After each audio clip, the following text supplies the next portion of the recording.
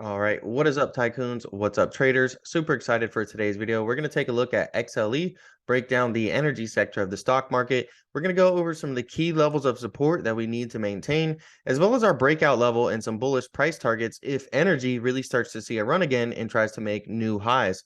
So make sure to smash that like button, subscribe to the channel if you guys are new, and we're going to jump straight into it. Now, obviously, we have this bearish channel right here that we're trading in sideways currently at the moment. We have our trend line here on the bottom and the top. And you can see that we are respecting the bottom of this trend line here recently. We did wick down below it, but we're having a strong push up as a result afterwards and, bouncing near the bottom of that trend line.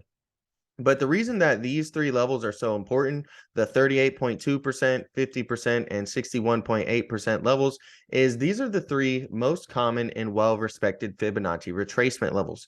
And you use these to spot trend continuation or trend reversals because nothing moves in a straight line up or in a straight line down. Rather, you would get a move up, retracement, continuation of the trend higher, or you get a move up, retracement, and then you consolidate and break through those retracement levels, and that's how you can spot a reversal. So, we've had a strong push to the upside and we are retracing currently. Okay. And we bounced near the bottom of that trend line. And look, we also bounced right here near our 61.8% level. So, ultimately you would be looking for a move up, retracement, and then a continuation of the trend. Or as you can see, we've really been consolidating around these levels. So, if we do break down and break through our 78.71 support level, there is a strong chance that we're going to be looking at a type of reversal and head back down to these lower areas. Now we have two gaps to fill on the daily chart. And so once we break below 78.71, there is a really good chance that we're going to come down towards this gap around 77, as well as this gap here around the $73 region as well. Gaps tend to fill about 90% of the time historically. The big question is when they're going to fill, not so much if they're going to fill, right? And so if you take a look over here, there's a gap in between these two candles, and that gap filled very quickly, right? And then we have a gap in between these two candles, and you can see that gap filled quickly. There's a gap over here, and that gap ended up filling pretty quickly. So sometimes they fill quickly, sometimes it takes weeks, months, years even to fill, but it's something nice to have charted up so that way you guys can be aware of the levels and, kind of understand if price action is being drawn towards the gap or if it's, kind of just trending away from the gap. So with that being said, I went over 78, 71.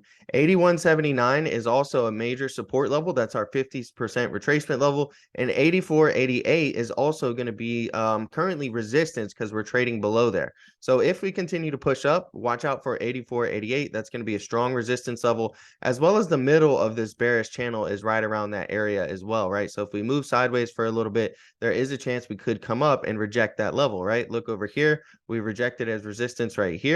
We rejected as resistance right here. And then ultimately we were able to break out past that level over here in the chart. So we're going to see what happens next. Okay.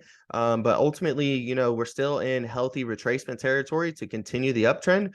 But ultimately, we would have to break out of this bearish channel, look for some type of a breakout retest, get above our breakout level, which is 94.85. And if we get above 94.85, that's when we could possibly see XLE heading up to the 103 to 108 region for some of our bullish price targets to the upside.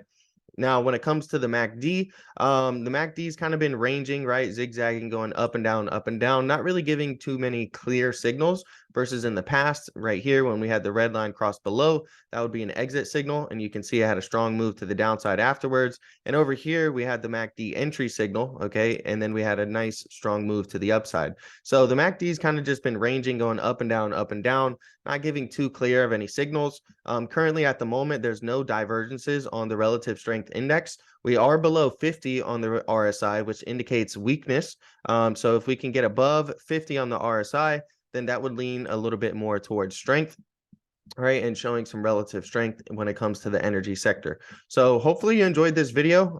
If you did, smash that like button, subscribe to the channel if you guys are new, and I'm out.